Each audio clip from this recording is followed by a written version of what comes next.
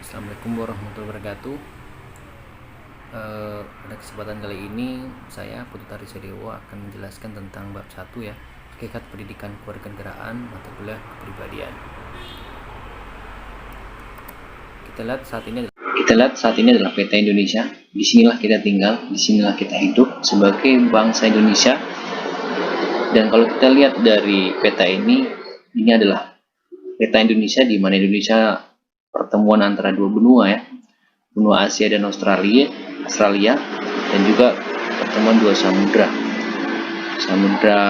India dan samudra Pasifik. Secara otomatis dilihat dari situ, masyarakat kita sangat beragam, dari Sabang sampai Merauke. Mereka mempunyai karakter kesukuan, mempunyai bahasa budaya yang sangat berbeda satu dengan lainnya. Kita lihat di sini banyak kesenian kita, banyak budaya-budaya kita yang tidak dimiliki oleh bangsa lain. Coba bayangkan dalam satu negara mempunyai banyak bahasa, memiliki banyak suku bangsa, memiliki banyak kebudayaan, agama, dan sebagainya. Dan ini tidak dimiliki oleh negara lain. Kita contoh negara Korea ya. Negara Korea adalah negara yang memiliki satu suku bangsa, satu ras ya. Kalau kita bicara dengan negara Korea, ciri-ciri orang Korea seperti apa sih? Pasti semua orang bisa mendeskripsikan. Tapi kalau kita bicara tentang Indonesia seperti apa sih orangnya? Putih, keriting, nggak juga. Sipit, nggak juga. Kulitnya sawo matang, nggak juga. Jadi sangat beraneka ragam. Jadi kita tidak bisa mendeskripsikan orang Indonesia secara physically seperti itu. Jadi juga kita lihat bahwasanya suku-suku kita memiliki banyak keberagaman. Nah, ini adalah kebinekaan kita dalam falsafah bangsa Indonesia. Dan dengan keberagaman, dengan wilayah yang sangat luas itu tadi, otomatis Indonesia memiliki banyak kepercayaan, khususnya agama ya. Agama kita ada 6 agama yang diakui ya. Ada Islam, Kristen, Protestan ya, Kristen, Katolik, Hindu, Buddha, dan Konghucu. Nah, karena sangat beragamnya Indonesia, maka kita perlu adanya persatuan. Kalau kita memang tidak bisa bersatu, pastinya akan sulit untuk mencapai Indonesia menjadi lebih makmur, sejahtera, merdeka, dan sebagainya. Dan persatuan itu tertuang dalam semboyan kita, yaitu Bhinneka Tunggal Ika dan Pancasila sebagai dasar negara kita. Pendidikan kewarganegaraan pada dasarnya adalah belajar tentang keindonesiaan, belajar untuk menjadi manusia yang berkepribadian Indonesia, membangun rasa kebangsaan, dan mencintai tanah air Indonesia. Oleh karena itu, seorang sarjana atau profesional sebagai bagian dari masyarakat Indonesia yang terdidik perlu memahami tentang Indonesia, memiliki kepribadian Indonesia, memiliki rasa kebangsaan Indonesia, dan mencintai tanah air Indonesia. Dengan demikian, ia menjadi warga negara yang baik, terdidik, smart, and good citizen dalam kehidupan masyarakat, bangsa, dan negara yang demokratis.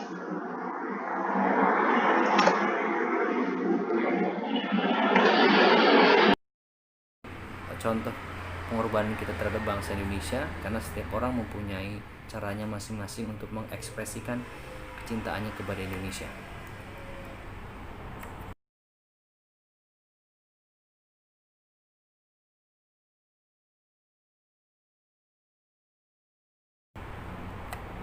Nah, dalam bab 1 ini Anda akan mempelajari jati diri pendidikan kewarganegaraan sejalan dengan kaidah pembelajaran ilmiah dan aktif. Maka Anda harus mengikuti prosesnya. Ini ada beberapa proses yang harus diikuti sebagai seorang mahasiswa, yaitu masyarakat akademis. Yang pertama, menelusuri konsep dan urgensi pendidikan kewarganegaraan dalam mencerdaskan kehidupan bangsa. Yang kedua, menanya alasan mengapa diperlukan pendidikan kewarganegaraan.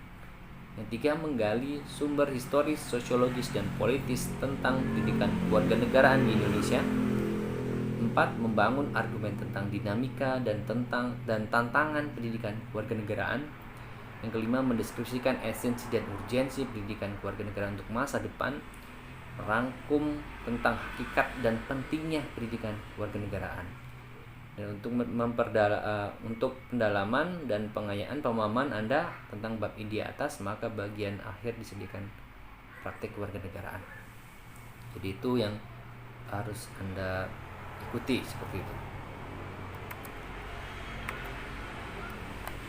Kita bahas dalam Undang-Undang Republik Indonesia tahun 2000 nomor 12 tahun 2012 tentang pendidikan tinggi ya.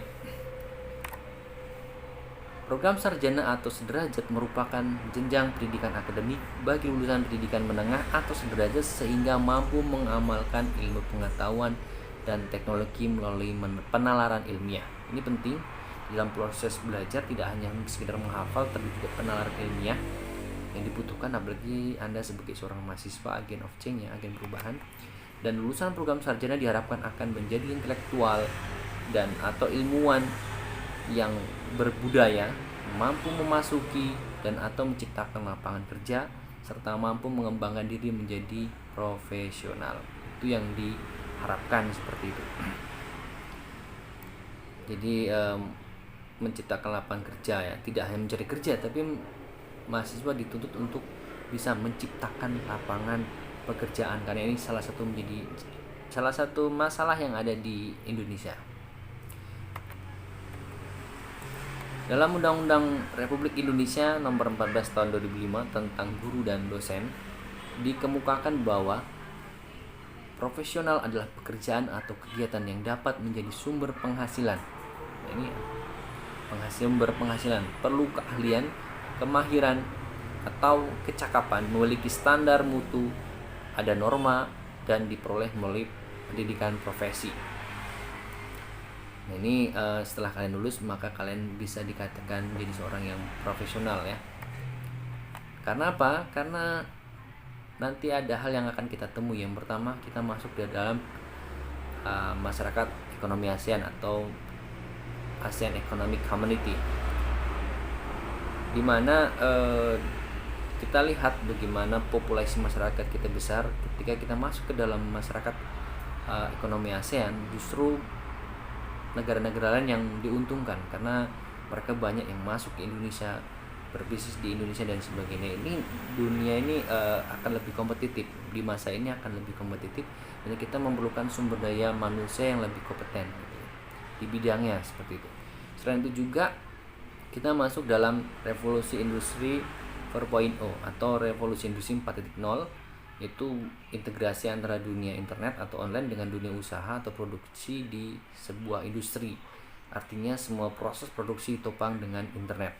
Nah, ini kalau kita lihat saat ini ya, memang lapangan pekerjaan itu bukan tidak ada, semakin banyak lapangan pekerjaan, tapi kenyataannya lapangan pekerjaan itu tidak banyak menyerap tenaga kerja, karena saat ini produksi banyak ditopang oleh teknologi. Jadi tenaga manusia banyak yang berkurang karena ada pendekatan teknologi. Ada dampak positif negatifnya. Negatifnya adalah tenaga manusia akan semakin berkurang sehingga lapangan pekerjaan tidak banyak menyerap tenaga kerja itu tadi. Nah, kita lihat bagaimana Soekarno ya, beri aku 1000 orang tua, niscaya akan kucabut Semeru dari akarnya. Beri aku 10 pemuda, niscaya akan kuguncang dunia. 1000 orang tua bisa bermimpi, 1 orang pemuda bisa mengubah dunia. Ini pernyataan Soekarno. Kira-kira pernyataan ini bisa terjadi tidak? Bisa terrealisasi atau tidak? Apalagi di masa saat ini gitu ya. Ternyata bisa. Kita lihat saat ini ada yang kenal mungkin siapa? Ya, Muhammad Jaki ya, kalau nggak salah ya, Ahmad Jaki ya. Dia adalah CEO Bukalapak, salah satu platform jual beli yang terkenal di Indonesia. Ini adalah produk dalam negeri, dan dari 1 orang bisa mengguncang dunia.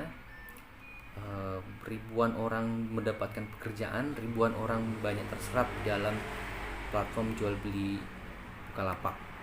Ini mungkin ada yang kenal atau mungkin tidak asing lagi, yaitu founder dari Gojek ya. Gojek yang sebenarnya video ini atau PowerPoint ini sudah saya buat dari tahun 2018 dan saya memprediksi orang-orang ini akan menjadi orang hebat dan mempunyai posisi yang penting, dan ternyata saat ini Nadiem Makarim menjadi Menteri Pendidikan kita. Nah, ini adalah sosok pemuda. Dia mampu mengubah Indonesia menjadi lebih baik. Berikutnya ini Ferry Gunardi, yaitu pendiri Traveloka. Berikutnya ada juga William Tanuwijaya, pendiri Tokopedia. Nah, ini kita memerlukan orang-orang ini agar Indonesia akan menjadi lebih kuat ya, jadi lebih hebat dan mampu bersaing dengan bangsa-bangsa lain. Nah, ini kita memerlukan ini. Tapi kenyataannya seperti ini. 630.000 orang sarjana masih menganggur. Nah, ini dari Kementerian Riset Teknologi Pendidikan Tinggi mencatat sekitar 8,8% dari total 7 juta pengangguran di Indonesia adalah sarjana. Kondisi tersebut sangat mengkhawatirkan mengingat persaingan untuk mendapatkan pekerjaan akan semakin ketat. Nah, ini menjadi miris ketika ternyata banyak sarjana yang menganggur. Padahal mereka dituntut untuk membuka lapangan pekerjaan, tapi kenyataannya mereka banyak menganggur.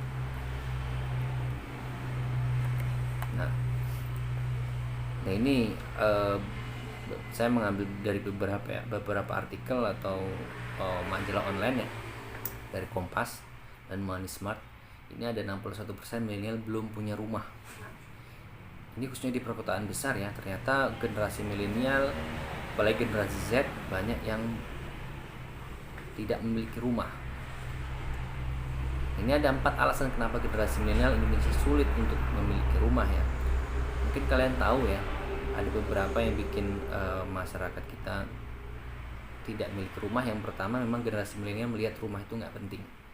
Yang kedua, gaya hidup mereka yang memang high class ya, sehingga mereka tidak mampu untuk menabung, tapi kebanyakan untuk membiayai lifestyle mereka. Berikutnya, mereka kebanyakan freelance ya, sehingga untuk biaya KPR atau perumahan mereka tidak banyak memiliki akses tersebut gitu. Yang berikutnya yaitu tadi pendapatan mereka banyak juga yang pas-pasan ya. Karena semakin lama populasi semakin banyak, persaingan luar biasa untuk mendapatkan rumah, khususnya di perkotaan pun sulit. Nah, itu tadi bagaimana kita bahas tentang permasalahan yang ada di Indonesia, dan ini akan pastinya nanti harus kita bisa selesaikan bersama.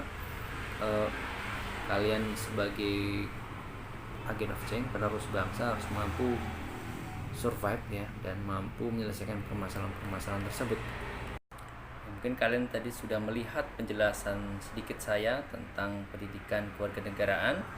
Di akhir penjelasan saya tadi ada beberapa tugas yang harus kalian kerjakan ya. Ini tugas individu kalian. Tugas individu kalian membuat makalah maksimal 10 lembar ya, jangan terlalu banyak lah ya kalau bisa.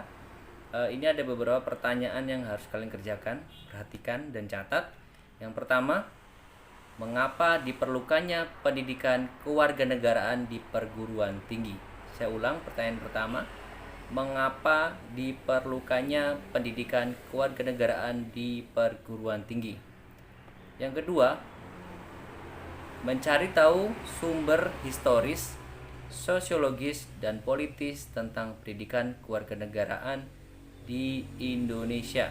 Jadi kalian mencari tahu sumber historis, sosiologis, dan politis tentang pendidikan kewarganegaraan di Indonesia. Itu pertanyaan yang kedua. Pertanyaan ketiga, menurut kalian bagaimana cara menyelesaikan pengangguran di Indonesia? Saya ulangi lagi, pertanyaan yang ketiga, bagaimana cara menyelesaikan pengangguran di Indonesia? Yang keempat, apa hubungannya mata kuliah kewarganegaraan dengan jurusan Anda? Adakah hubungannya atau tidak?